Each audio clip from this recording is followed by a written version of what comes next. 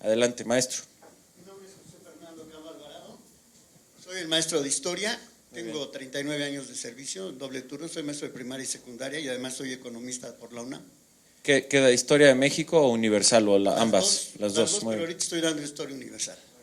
Bien, mire, yo he seguido muy de cerca sus declaraciones de usted y del subsecretario acerca de la mal llamada reforma educativa y también de los medios de comunicación que han estado desprestigiando el trabajo del magisterio. No sé qué campaña tienen, con qué intención, pero obviamente han denostado demasiado a los maestros y nos han desprestigiado, que nos han quitado autoridad ante la sociedad. Pero aquí el problema, el punto es en cuanto a la reforma educativa. A nosotros nos preocupa que nos digan que nos van a evaluar, no tanto porque tengamos miedo a ser evaluados, sino porque para recibirnos tuvimos que pasar varias evaluaciones para obtener nuestros títulos, tuvimos que hacer un examen profesional para finalmente ser maestros ante grupo. Y así lo hemos obtenido la mayoría de los que estamos aquí. La otra, los maestros que estamos aquí no hemos hecho ninguna falta de, por ejemplo, puentes, por ejemplo, paros, por ejemplo, negligencia en cuanto a que no cubramos el trabajo escolar. Siempre hemos cumplido y aún así se habla mucho de que nosotros no damos clases, que faltamos mucho a clases, que no estamos bien preparados, etcétera. Así como yo le estoy diciendo qué grados tenemos de preparación, hay otros compañeros que tienen otros grados, inclusive superiores, porque tienen maestrías, muchos compañeros. Entonces, eso echa abajo esta campaña de desprestigio del magisterio. Ahora, estamos en contra de esta campaña de desprestigio, porque no es que estemos en contra de que se nos evalúe o que nos actualicemos, sino la forma en que se está haciendo o se está manejando. Una reforma educativa empieza por un diagnóstico. Y a partir de ese diagnóstico se evalúa, en este caso está hablando del gasto educativo en cuanto al dinero, está hablando de que se van a cubrir más o menos 33,000 escuelas del país. Qué bueno, pero yo les recuerdo que hay 100,000 escuelas en este país, o más. Entonces quiere decir que hay una gran cantidad de maestros, de escuelas, que no están siendo atendidas y no van a ser atendidas. Pero que se haga ese esfuerzo es bueno. La otra, la forma en que nos están haciendo las evaluaciones. Las evaluaciones no son sobre los contenidos del trabajo didáctico pedagógico o el contenido de nuestras materias. Por tal motivo no creemos que esas evaluaciones sean las idóneas para evaluarnos. En ese sentido, creemos que por ahí no es una reforma educativa, sino una reforma laboral, porque nos han quitado nuestros derechos sindicales conquistados históricamente. En ese sentido, creemos que se nos debe tener más respeto, y sí, consultarnos. Y si nos piden que nos sigamos capacitando y evaluando, lo haremos, pero no de una forma punitiva. Porque yo lo recuerdo a usted y a Peña Nieto, nos dijeron que a nadie se le iba a quitar el trabajo y acabo de escuchar que van a tener a más o menos 3,000 maestros que se les va a despedir. Yo creo que es una forma punitiva de no permitir que se haga una verdadera reforma educativa y sí una reforma laboral. Y las personas que me quieren callar, tristemente, están recordando los viejos tiempos del sistema. Maestro, porque la educación está muy mal y maestro, no podemos seguir afirmando que las cosas, que aquí no pasa nada. Oiga, nada más y le bueno, pido, ahí se la dejo, pero un favor, maestro, nadie lo está callando, creo que lo hemos escuchado todos con mucho respeto, como siempre, y como yo le pido también que usted lo tenga. Déjeme ir por partes a sus comentarios, que le agradezco mucho, que muchos de ellos obviamente no comparto, y déjeme irle planteando exactamente qué es lo que no comparto.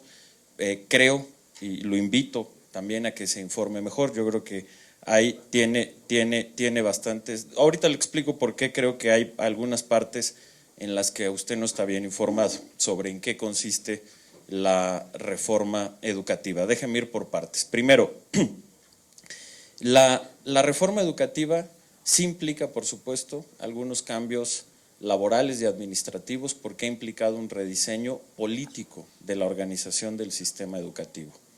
Pero es una reforma que es integral en términos de todo lo que se requiere educativamente. Es una reforma que atiende una transformación de las escuelas. Está, y lo invito también a que lea el artículo que publiqué sobre las escuelas al centro, en donde se explica detalladamente en qué consiste este programa, que viene acompañado del programa de escuelas al 100 de infraestructura. Efectivamente, las 33,000 escuelas no son todas. En educación primaria hay, por ejemplo, 100,000 escuelas.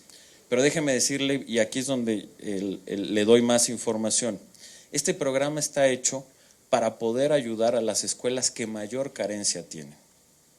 Y efectivamente cerca de 33,000 escuelas tienen alguna carencia importante. No todas las escuelas del país, y eso también hay que decirlo, tienen carencias de infraestructura. Hay escuelas que no necesitan nada más que tener mantenimiento. Entonces, no, por eso, además de que son muchos recursos, no es un programa que llegue a todas las escuelas, sino que va dirigido a las escuelas que más carencia tienen, como hace un momento lo expliqué. Tercero, la evaluación, número uno, la reforma educativa parte de un diagnóstico. Se hizo un diagnóstico para poder hacer un planteamiento sobre la reforma educativa. En ese aspecto, decirle que no se están violando ningunos derechos laborales de nadie. La reforma fue aprobada por el constituyente permanente y además ha sido plenamente avalada por la Suprema Corte de Justicia. No se violan los derechos de absolutamente nadie. Y donde yo le digo que requiere, o ahí le hago la precisión, cuando nosotros hemos dicho que no se va a correr a ningún maestro, tiene que ver, porque eso fueron muchos de los rumores que existieron sobre maestros que si no aprobaban el examen o no tenían una calificación aprobatoria en el examen, perderían su trabajo. Y eso no va a suceder ni está sucediendo. Quienes obtuvieron una calificación insuficiente en la evaluación no están perdiendo su empleo, nadie, ni ninguna de sus prestaciones, simplemente tendrán capacitación para repetir el examen este mismo año. Quienes sí han perdido su empleo, porque en eso la ley es muy clara, le invito a que la lea y la conozca, es obligatorio, la ley del servicio profesional docente dice que la evaluación es obligatoria y la sanción o la consecuencia de no presentarse a la evaluación es que se les da de baja, y eso está clarísimo. Y tan es así que por ello no solamente dimos el día de la evaluación, sino que partiendo de que fue la primera vez que se hacía la evaluación, en todo el país se ha dado una segunda fecha para aquellos maestros que no pudieron ir en la primera, la pudieran presentar en la segunda. Y estamos hablando afortunadamente de una minoría.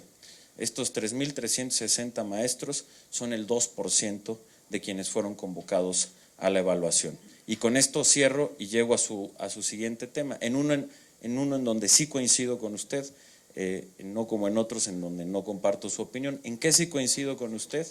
En que ha sido muy injusto cómo por unos cuantos maestros, que son la minoría, pero que son maestros que no cumplen la ley, que dejan a los niños sin clases, que hacen manifestaciones de manera violenta. Todo el mundo tiene derecho a manifestarse, pero nadie tiene derecho a dejar a un niño sin clases. Nadie, nadie. La libertad de expresión está garantizada y por eso digo, todo el mundo tiene derecho a marchar, pero nadie tiene derecho, maestro, nadie tiene derecho, nadie, a por una marcha dejar a un niño sin clases. Y ya lo dijo la Suprema Corte de Justicia, no hay derecho por encima del derecho a una educación de calidad que hoy tienen gracias al artículo 3 de la Constitución, maestro, que lo invito a que lo conozca, de los niños de este país. Entonces, todo el mundo tiene derecho a manifestarse, se pueden manifestar sin dejar a los niños sin clases en las tardes. Eso no pasa, maestro. Y por esos cuantos maestros, pero en eso yo coincido con usted, por esos cuantos maestros ha habido, desafortunadamente sí, un cuestionamiento a la inmensa mayoría de los maestros, que son como los que están aquí y a los cuales yo estoy conociendo en mis recorridos por las escuelas y que son maestros que llegan a tiempo, que dan sus clases, que destinan más allá de su jornada laboral de tiempo para planear, para calificar, que muchas veces ayudan poniendo de sus propios recursos para sus clases, para sus materiales educativos y que son grandes maestros. Y en gran medida la evaluación nos lo está demostrando. La evaluación, si algo que demuestra es lo que ahorita usted también platicó, que efectivamente pues muchos de ustedes, los maestros, se han formado bien y hoy lo están demostrando en la evaluación y eso nos da mucho gusto. Únicamente, maestro, únicamente el 15% de los maestros que se presentó a la evaluación tuvo un resultado insuficiente. Tendrá que llegar el momento en que no haya ninguno con resultado insuficiente. Pero aquí estamos hablando de que el 85% tuvo un resultado suficiente. Y no solo suficiente, más allá de eso, 36% tuvo un resultado suficiente, 40% tuvo un resultado bueno y 8% tuvo un resultado destacado. Que por cierto, quienes estuvieron con un resultado destacado tendrán a partir de la segunda quincena de mayo y retroactivo al 16 de febrero un incremento de 35% sobre su sueldo base, en reconocimiento a esa labor que se tuvo en la evaluación. Y además tendrán acceso preferencial a los créditos que da el ISSSTE, tanto de vivienda como personales. ¿Por qué? Porque es muy importante también reconocer a quienes están demostrando que son maestros de excelencia.